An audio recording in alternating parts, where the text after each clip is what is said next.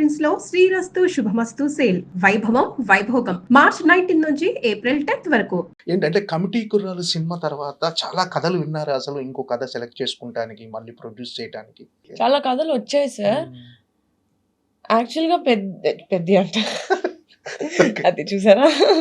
Actually 'committee కుర్రోళ్ళ' తర్వాత చాలా కథలు వచ్చినవి. 80% వరకు విలేజ్ స్టోరీస్, ఆ బాయ్స్ మధ్యన అబ్బాయిలు అలాంటి కథలే వచ్చాయి. చెయ్యకూడదు అని కాదు గానీ, నా దృష్టిలో కమిటీలో మేము అది ఫుల్‌గా చూపిచ్చాం. ఎక్స్‌ప్లోర్ చేయడానికి చాలా తక్కువ ఉంది. ఇంకా ఎక్స్‌ట్రా ఎక్స్‌ప్లోర్ చేయడానికి. So, I was looking for interesting stories. ఇంకొంచెం డిఫరెంట్‌గా అని కూడా చూడలేదు సార్. జస్ట్ ఇంకా ఎంటర్‌టైనింగ్, మరీ సేమ్‌గా కాకుండా. లేకపోతే మనమే టైప్ కాస్ట్ అయిపోతాం. ఇలాగే చేస్తారు రూరల్ దిస్ థింగ్ అని. So, I wanted to show variety. అదైతే నిజం. సో, అలాగా ఆ వెరైటీలో వచ్చిందే 'రాకాస'. అంటే 'రాకాస' కథ వినగానే మిమ్మల్ని బాగా ఎక్సైట్ చేసిన ఎలిమెంట్ ఏంటి? ఈ సినిమా చెయ్యాలి, ప్రొడ్యూస్ చేయాలి, నేను చేసేయాలి అని? అది చెప్పలేను sir. The main plot point. Okay. Yeah! సినిమాలో తెలుస్తుంది. బట్ దట్ ఈస్ సంథింగ్ అది నాకు చాలా ఎక్సైట్ చేసింది. మీరు చెప్పకపోయినా టీజర్, ట్రైలర్ చూస్తే ఖచ్చితంగా సంథింగ్ స్పెషల్ ఈ సినిమా. Thank you. ఖచ్చితంగా థియేటర్‌కి జనాలను తీసుకొచ్చే సినిమా అనిపించింది. సో, అంటే ఈ కథలో మెయిన్ అంటే ఇప్పటి వరకు వచ్చిన చాలా సినిమాలొచ్చాయి. ఇప్పుడు రెగ్యులర్‌గా కొన్ని సినిమా అంటే డిఫరెంట్ సినిమా అని చెప్పుకోవచ్చా ఒక రకంగా ఇది? అంటే జనాలకు ఒక థియేట్రికల్ ఎక్స్‌పీరియన్స్ ఇచ్చే సినిమా. Yes sir. డెఫినెట్‌లీ. అదే నేను చెప్పిందేంటంటే థియేటర్‌కి వచ్చే ముందు మన లైఫ్‌ని ఒక 2.5 అవర్స్ పాజ్ చేసి థియేటర్‌కొస్తే ఇట్స్ అన్ ఎంటైర్‌లీ అస్సలు సంబంధం లేని ప్రపంచం అని చెప్పను. ఎందుకంటే ఆ విలేజ్ డ్రామా అంతా ఉంటుంది. మనం రిలేట్ చేసుకునే కామెడీ ఉంటుంది. హీరో క్యారెక్టర్ అయితే it's so brilliantly written.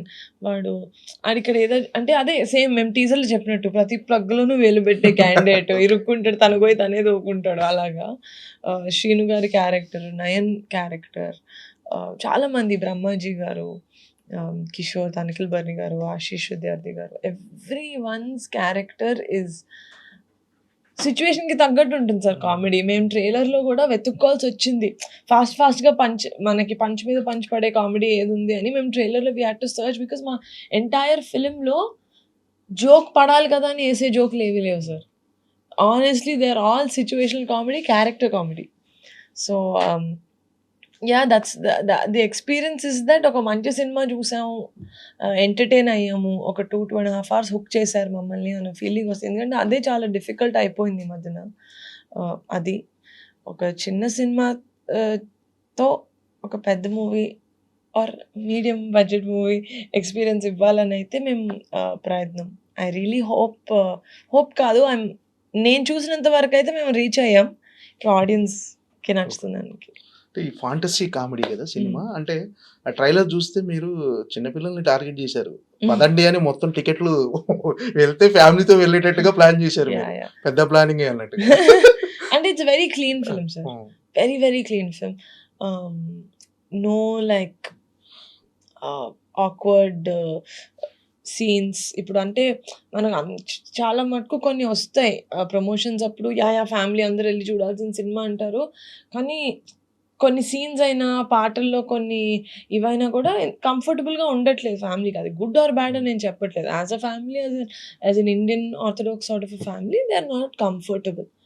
But 'Rakasa' is very very clean comedy, family entertainer which has fantasy. అది పిల్లల్ని ఎంటర్‌టైన్ చేస్తుంది. ఆల్సో మనం చందమామ కథలు విని విఠలాచార్య గారి సినిమా చూసిన వాళ్ళకి కూడా అది మళ్ళీ తీసినట్టు అనిపిస్తుంది ఈ జనరేషన్. మానస శర్మ ఈ సినిమాతో డైరెక్టర్‌గా పరిచయం అవుతున్నారు. అంటే ఆమె చెప్పిన కథలు మీకు అంటే ఆమెను డైరెక్టర్‌గా పరిచయం చేయడానికి రీజన్ అంటే ఇంతకుముందు మీ పింక్ ఎలిఫెంట్‌లోనే పనిచేశారని కదా. అంటే ఆమెలో ఉన్న టాలెంట్‌ని ఎలా గుర్తించారు మీరు? అంటే it was a journey sir. మేము ఫస్ట్ నేను మానసని రైటర్ లాగా కలిసాను. మ్యాడ్ హౌస్ అని ఒక సిరీస్‌కి. అసలు ఆమెను కూడా చూడలేదు. నేను ఫస్ట్ ఆవిడ డైలాగ్సే చూసా. ఆవిడ వైజాగ్‌లో ఉండరు. అప్పుడు వైజాగ్ నుంచి పంపించేవాళ్ళు ఈమెయిల్‌లో డైలాగ్స్. చాలా పెక్యూలియర్‌గా విట్టి కామెడీ ఉండేది. డార్క్ జోక్స్ ఉండేవి, విట్టిగా ఉండేది. ఆమెను కలిసిన తర్వాత సేమ్ ఇప్పుడు ఉన్నట్టే ఎక్కువ గట్టిగా ఎమోషన్స్ బయటకు చెప్పరు. కానీ she is very sensible. So, అలా యాజ్ ఎ రైటర్ నేను కలిసి మేము 'బెంచ్ లైఫ్' అనే సిరీస్ డైరెక్షన్ చేసింది. అక్కడి నుంచి స్టార్ట్ చేస్తూనే she is very good. Director obviously any first time డైరెక్టర్స్‌కి మనం ఆ support will have to create. అంటే వాళ్ళ కంఫర్ట్, వాళ్ళ కాన్సంట్రేషన్ అంతా డైరెక్షన్ మీద పెట్టేటట్టు. So, we also did the same thing. The team, I think we have put a very supporting team for her. She is very sensitive in a way that, sensitive అంటే మనం అనుకునే సెన్సిటివ్‌గా ఏడ్చేసేది అది కాదు. ఎమోషన్స్‌కి చాలా సెన్సిటివ్‌గా ఉంటారు. ఏది ఎమోషన్స్ ఇప్పుడు రుద్దాలి మన ఆడియన్స్ మీద అన్నట్టు కాదు. Very very natural. You should just let it come. So, అది I really like about her as a director. And it's a journey sir. I've seen her. She has been a part of Pink Elephant. If I don't trust her, who will trust her? Manasa గారు విఠలాచార్య అభిమానిని నేను. Hmm. Vithalacharya గారి సినిమాలు చూసి చిన్నప్పటి నుంచి పెరిగాను నేను. సో, విఠలాచార్య గారే ఈ సినిమాకి ఇన్స్పిరేషను. ఆయన సినిమాలు తీసినప్పుడు ఈ విజువల్ ఎఫెక్ట్స్, ఇవి గ్రాఫిక్స్ అవి లేనప్పుడు ఆయన సినిమా అప్పుడే అంత అద్భుతంగా ఉండేది. అలాంటి వాటికి ఇవి విఎఫ్ఎక్స్ యాడ్ చేస్తే ఎలా ఉంటుందో అలా అని చెప్పారు.